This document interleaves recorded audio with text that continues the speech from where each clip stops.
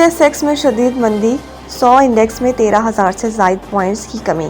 مشرق وسطیٰ میں ہونے والی جنگ کے پاکستانی معیشت پر بھی منفی اثرات کا سلسلہ جاری ہے اور PSX 100 انڈیکس میں مسلسل شدید مندی دیکھی جا رہی ہے۔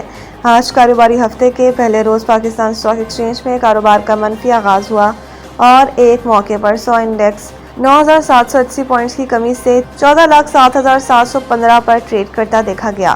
30 انڈیکس 6.29% کم ہوا، جس کے بعد کاروبار 45 منٹ کے لیے معطل کر دیا گیا۔ سرکٹ بریک کے بعد پاکستان اسٹاک ایکسچینج میں منفی رجحان جاری رہا اور 100 انڈیکس 13,050 پوائنٹس کی کمی سے 14,04,445 پر پہنچ گیا۔ گزشتہ کاروباری ہفتے کے بعد پاکستان اسٹاک ایکسچینج میں شدید منفی رجحان رہا اور 100 انڈیکس ایک ہفتے میں 10,566 پوائنٹس کم ہو کر 15,07,496 پر بند ہوا۔ کاروباری ہفتے میں 100 انڈیکس 10,217 پوائنٹس کے بینڈ میں رہا اور بازار میں 3.28 ارب شیئرز کے سودے 181 ارب میں طے ہوئے۔ مارکیٹ کیپٹلائزیشن 1,231 ارب روپے کم ہو کر 17,698 ارب روپے ہو گئی۔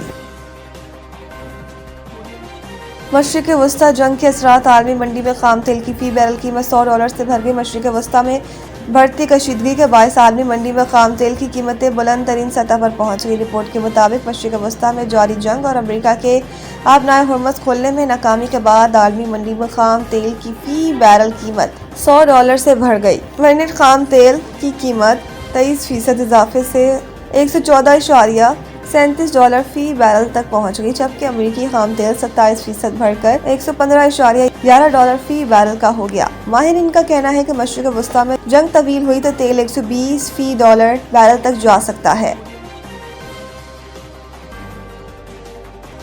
امریکہ اسرائیل کو واضح پیغام، مشتبہ خامنائی ایران کے لیے نئے رہبر اعلیٰ منتخب۔ ایران کے سرکاری میڈیا کے مطابق مجلس خبرگان نے نئے رہنما کے انتخاب کے لیے ووٹنگ کی، جس میں مشتبہ خامنائی کو اکثریت کی حمایت حاصل ہوئی۔ ایران کے تیسرے رہبر کے طور پر منتخب ہوئے۔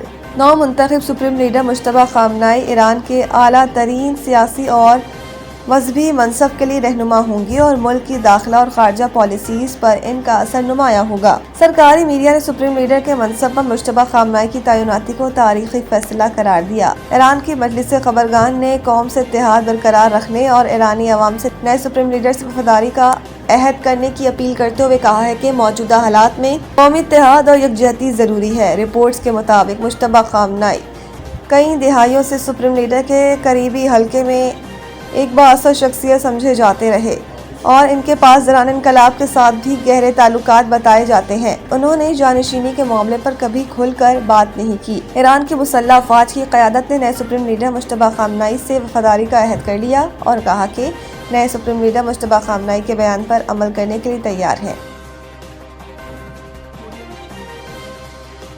وزیر اعلیٰ مریم نواز نے پنجاب اکنامک ٹرانسفارمیشن کمیٹی تشکیل دی۔ 11 رکنی کمیٹی کی سربراہی سینئر منسٹر مریم اورنگزیب کریں گی، جب سیکرٹری فائنانس کمیٹی کے سیکرٹری ہوں گے۔